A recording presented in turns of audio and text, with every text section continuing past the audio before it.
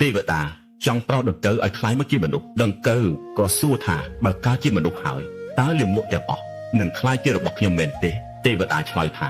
មនុស្សមិនស៊ីរបស់ទាំងអស់នេះទេដង្កូវអស់សង្ឃឹមរួចឆ្លើយវិញថាសូម្បីតែលាមកក៏មិនអាចស៊ីផងតើកើតជាមនុស្សមានន័យអ្វីទៅបន្ទាប់មកទេវតាចង់ប្រោសមនុស្សលោកឲ្យរួចផុតចេញពីទុក្ខទោសមនុស្សលោកក៏សួរថាតើធ្វើដូចម្តេច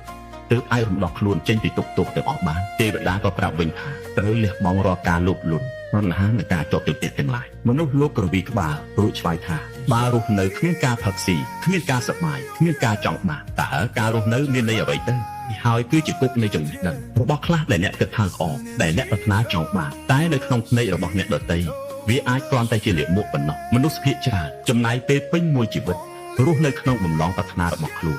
ហើយធ្វើជាទាសករនៃរបស់ដែលគេគិតថាជាក្តីសុខសម្រាប់គេទាំងអស់នោះ